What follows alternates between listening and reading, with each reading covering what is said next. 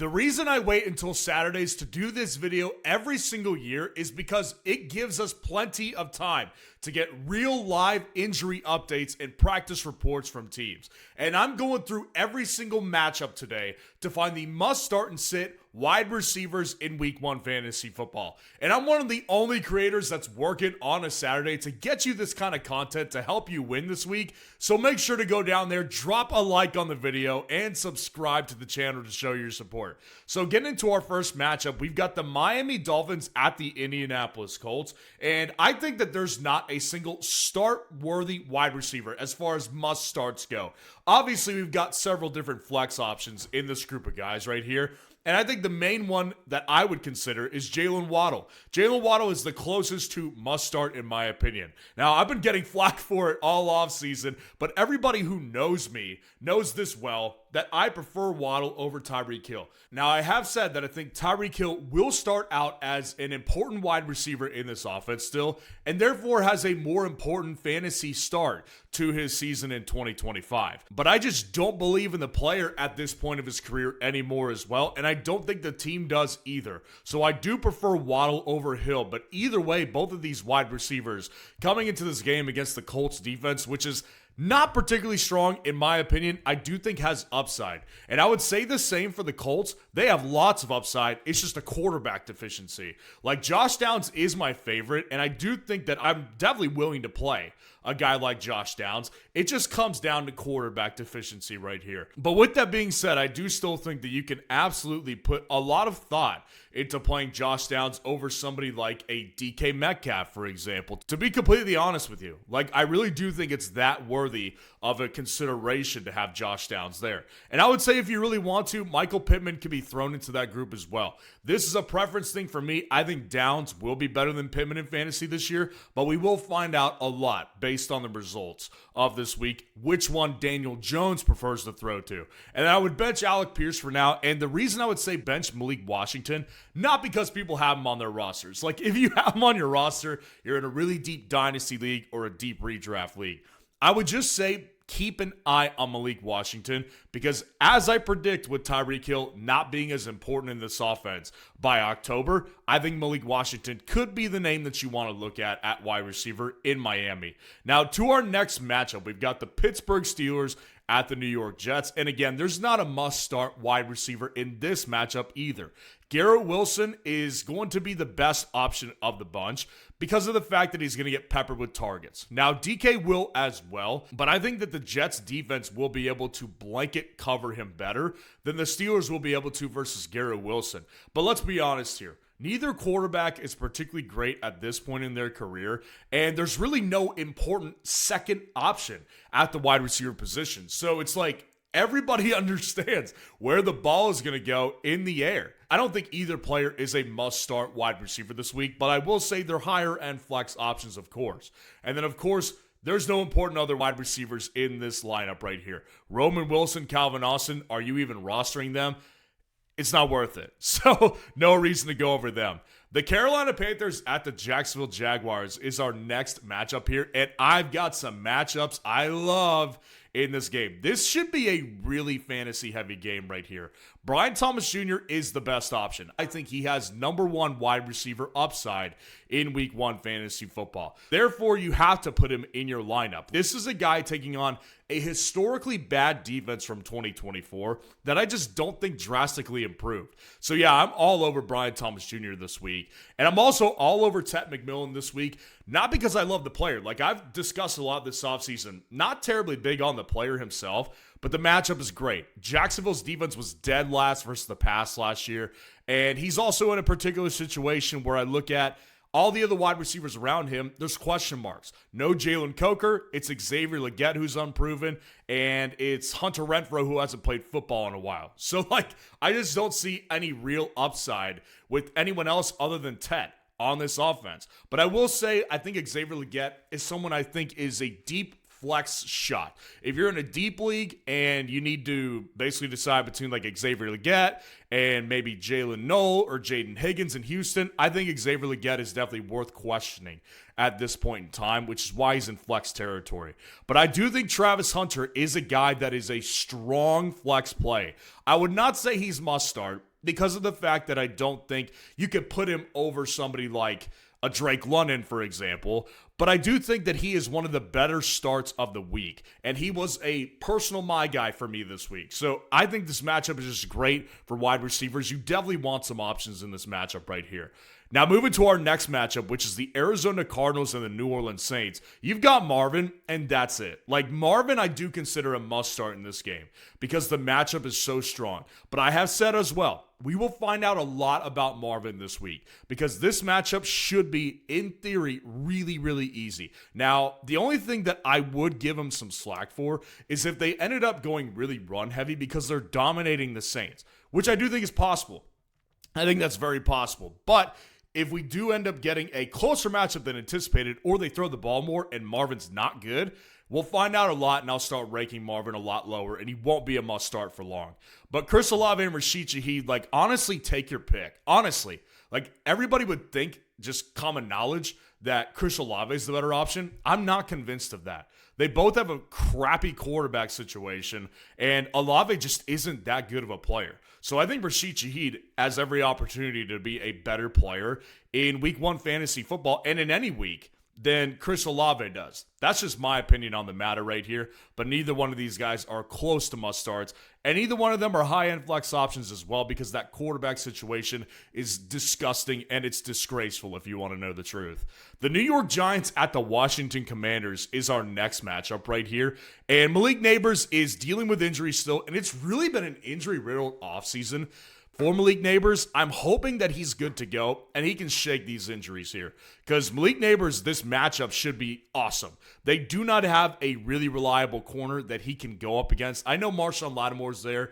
I think he's over the hill. Malik Neighbors is an elite player in his prime. So as long as Russell Wilson can deliver, and I do think he can to a certain extent for Malik, and he's healthy enough, Malik Neighbors is a great start this week. And I would say Terry and Debo are both on the high end of flex options this week as well. Look, both of these players are coming into the year where I think there's a lot of uncertainty for me around both of them. Like Terry McLaurin, again, I hate the fact that he missed basically all of the offseason prep practice before leading up to week 1. Like, I do worry about a pulled hammy, a pulled groin for this 30-year-old wide receiver right now. I do. So I don't think he's must start against the Giants until I see how he comes out in week 1.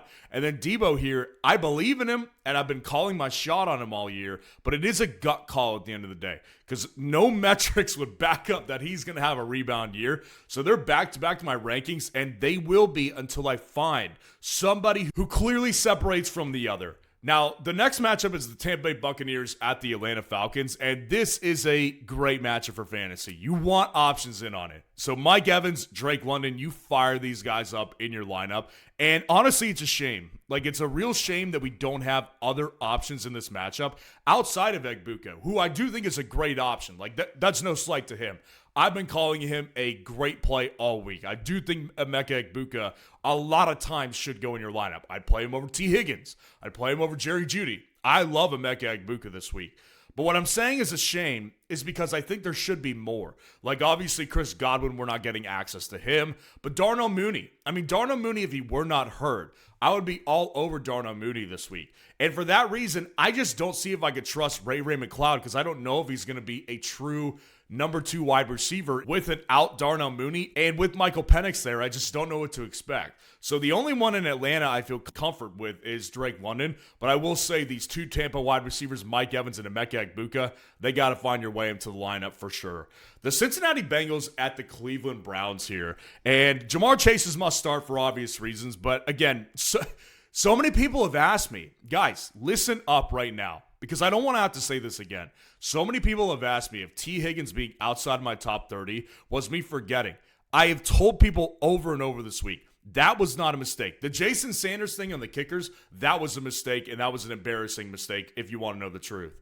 T. Higgins was not a mistake. I'm sticking by this until I see it happen. I don't think this matchup is as good for him as a lot of people think it is. I think it's going to be a lower scoring game. I think there's going to be a slugfest type of mentality in this game. It's an AFC North game, and the Bengals are really bad to start the year. They're really bad. So yeah, T. Higgins not being in the top 30, it is all by design. I did that on purpose. I don't want to have to say that again. because I think Jerry Jeudy is a better option this week. Now, I'm not saying you can't play T. Higgins. I'm just saying that I would prefer Jerry Jeudy over him because Jerry Jeudy is really the only option that Joe Flacco has. Now, David Njoku, I do think will have a good game in this game as well, but Cedric Tillman doesn't worry me at all for Jerry Jeudy. And this defense is an elite matchup right here. So to me, Jerry Jeudy is a great play this week, in my opinion. Very high-end starts. Both of these guys are high-end flex options to me this week. But yes, Jerry Jeudy is above T. Higgins, guys. And I really don't want to have to repeat it again. Now, if I'm wrong about this one, you will see me on Monday night go through what I got right and what I got wrong, and I will look at the camera dead in the face and say, I was wrong about this. You know I have no problem doing that if you've been watching my channel for years. But right now, I'm sticking with that. The Las Vegas Raiders at the New England Patriots is our next matchup here, and there's some interesting revelations in this one. So Jacoby Myers is apparently going to play. He was asked about the trade, and they were like, well, what's the story with that? And he was like, well, they said they didn't want to trade me, so, what are you going to do? It's like... So I guess he's just playing now. I guess it's over. I don't know. Jacoby Myers, like the matchup, it should be good. I think that Jacoby Myers should go in your lineup. In a lot of instances, like I'd play him over Chris Olave without a question. I would definitely consider playing him over somebody like a Calvin Ridley for sure. I would definitely consider playing him maybe even over a Jerry Jeudy. I do think Jacoby Myers belongs in a lot of lineups this week, but I will say that he's not a must start because I do think it's a tougher matchup. And then Stephon Diggs here with the Houston Texans. Look, I want to see how it goes. Like, to me, Stephon Diggs has to prove to me first that he belongs in the starting lineup before I'm going to anoint him as this great flex play. I would definitely take Jacoby Myers this week over him. Like, Stephon Diggs is in his 30s coming off a knee injury. I just don't think that's a guarantee for success right here. And then I will say this. If Dante Thornton is on your waiver wire, you need to pick him up today, pronto. Like, it is not a question. And if you do want to pick him up before anybody else does in your league, automate your waiver wire process with the best waiver wire tool in fantasy football history. This is bringing you more value than you could ever imagine because it automatically picks up your priority waiver claims, and you do not have to wake up at 3 in the morning after waivers run just to try to claim a player before your league mates do. This process is automated through FS Roundup. And in addition, when you subscribe to the premium tier right here, you will get my weekly top 260 rankings and a full team breakdown from me after your 12-day free trial ends. So this is just a great deal all in all. We're offering it to you because we love you guys, and you guys have been great to me personally as an audience. And I want you guys to have full value of this and see the value of the waiver wire tool because I don't blame you for not understanding it. It's never been brought to the space before. But the reality is it brings you more value than you could ever imagine. So go down there in the comments, grab the link that's there, join FS Roundup today, and seriously go pick up Dante Thornton. Like, you cannot afford to wait anymore on this guy. Because honestly, this guy could go right into your flex immediately. I wouldn't say you should do it, but I would say it's very, very possible that I could see myself doing it in certain cases. The San Francisco 49ers at the Seattle Seahawks is our next matchup here. And I would say Jackson Smith-Njigba is definitely a must-start guy. I think that Jackson Smith-Njigba is just going to be too important all year for this offense because I just don't believe in Cooper Kupp, and I think that they're going to be in a flux position outside of that. Like Jackson Smith-Njigba, if Cooper Kupp isn't good, then he's going to be having Torrey Horton as the wide receiver too, and I do think he is good, but I don't know what he's going to look like in the NFL yet. So I think JSN is in line for 10-plus targets in this game very easily. The only real issue I do have with ranking him higher is the fact that the matchup I don't particularly love in the NFC West. And I would say Ricky Pearsall has shot up my rankings this week. On FS Roundup, those rankings are updated, and Ricky Pearsall took a jump. Ricky Pearsall is potentially, and I think it will happen, the beneficiary of Christian McCaffrey being out. By the time you're watching this, he may have already been ruled out. But as of right now, he's questionable. Ricky Pearsall, if McCaffrey doesn't play, this guy is almost must-start quality territory.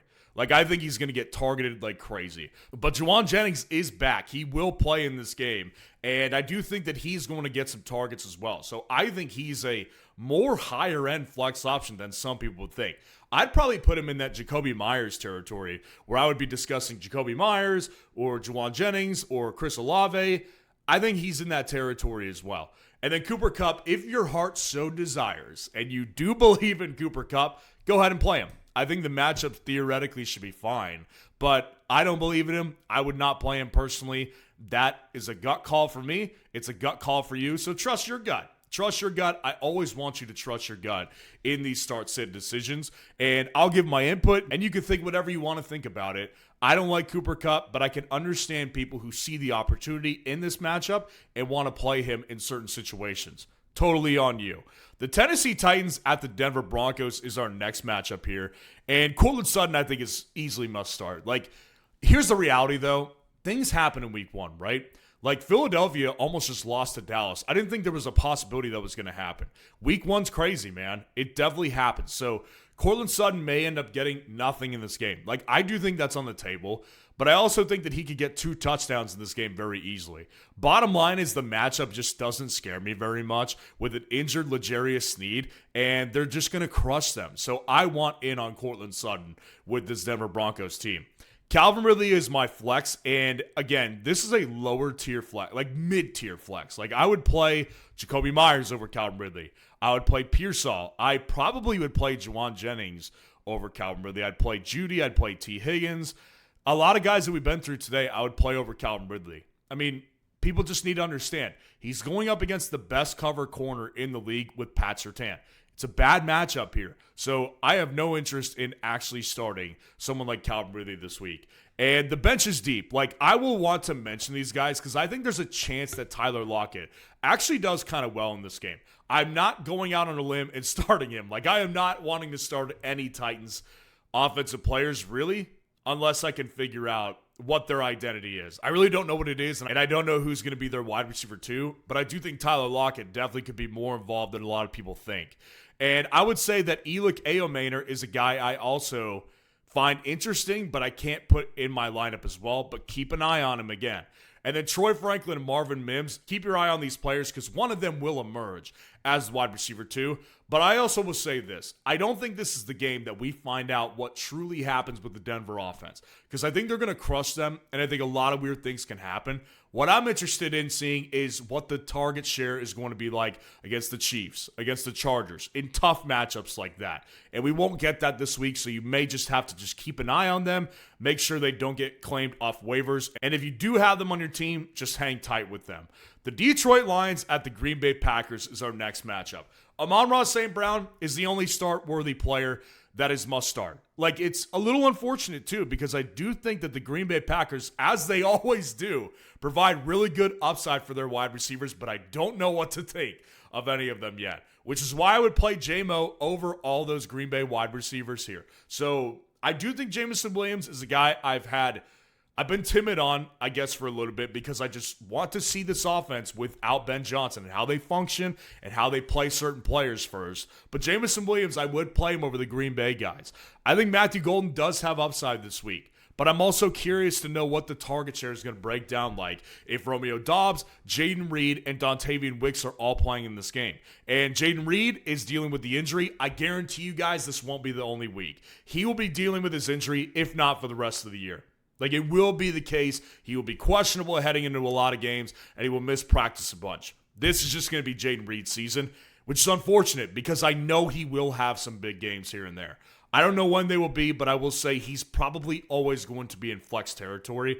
And I would say if Jaden doesn't play, Romeo Doubs is a guy that you should probably play as a mid-tier flex option. Now, our next matchup is the Houston Texans at the Los Angeles Rams. And I've got Nico and Puka, our 2 number 1 wide receivers. For obvious reasons, these guys belong inside of this must-start category. Houston's room is easily pretty messy right now, and I would say there's some sneaky upside there. So Devontae Adams I do consider a high-end flex option, particularly because I think Puka is going to be blanketed pretty hard by Derek Stingley for a lot of this game. So I think Devontae Adams probably has some sneaky upside as a wide receiver 2 or flex option in fantasy football this week. But I will say on Houston's side, Jaden Higgins is the guy that you want, but Jalen Noel is someone I'm going to say bench right now. But I do think you should keep an eye on him. And honestly, he might be a worthy waiver wire pickup before week 1 or after week 1. I do think that we're on that track. Christian Kirk may miss multiple games with the Houston Texans. And I think by that time, if Noel provides in fantasy, like, I think he could. I think that he'll lock the spot up and we'll never see Christian Kirk again in a Houston Texans uniform. I think it could happen. So put him on the bench for now if you have him. If you don't have him, keep an eye on him because I do think he could emerge. And I personally liked him better as a prospect than Jaden Higgins. So I do like Jalen Noel, but you can't play him right now. Baltimore Ravens at Buffalo Bills, our Sunday night matchup. I cannot wait for this game right here. This is going to be a banger, guys. But that being said, both offenses are very similar. You know there's no true hardcore fantasy wide receiver one in either offense. It's just not how either of these teams run. But that being said, there's plenty of upside at the wide receiver position. Zay Flowers is the best. Like, he definitely, I think, has the most stable target share of the bunch. And I've been on Zay Flowers for a lot this year. I do think this could be one of those flag plant type of games to where I could say, I was right about this guy. Or we may see what we've always seen with him, which is just inconsistent performance. We'll see how it goes, but he's my favorite of the bunch. And then the two Bills wide receivers, I'd play them over Rashad Bateman. Khalil Shakir, Keon Coleman. I want to see the breakout from Keon. I just don't trust it yet, which is why I'm going to continue to play and rank Khalil Shakir over Keon Coleman. But again, guys, this matchup should provide fireworks. So you want in on these options right here. I would consider basically all of them, maybe aside from Rashad Bateman, as pretty high-end flex options. The Minnesota Vikings at the Chicago Bears, our Monday night game. I think it should be a really good game, but I'm not sure it's going to be a super high fantasy scoring game. JJ, obviously, you start. You do not ever bench Justin Jefferson. DJ Moore, Rome Odunze, they are so close to my rankings, guys, and honestly, I could easily see Rome Odunze shooting up over him in the next couple weeks. I think there's a real possibility he's the better fantasy wide receiver for Chicago. I really do. I just don't know if I could, realistically put him in front of DJ Moore yet. But we're definitely at that point where I'm like very eager to see what the target breakdown will be. Because if it's anything like we saw last year or in the preseason, DJ Moore is getting all these short routes while Rome Odunze gets the ball pushed down the field to him. So very curious how it's going to go. But that being said, the matchup isn't particularly ideal. Adam Thielen, I think this is one of those weeks. If you've got him and you need a flex option this week, maybe McCaffrey's down for you, I would say Thielen is a worthy play. Like, he really does have maximum upside for him at the beginning of the season with Jordan Addison out. I do think that this is a matchup I would take advantage of if I was really desperate for a flex, because Thielen will have upside while he is out there and Jordan Addison is not. So let me know what you think of these matchups in Week 1 Fantasy Football. And if you want to see the top 30 wide receiver rankings for Week 1 Fantasy Football, click on this video right here.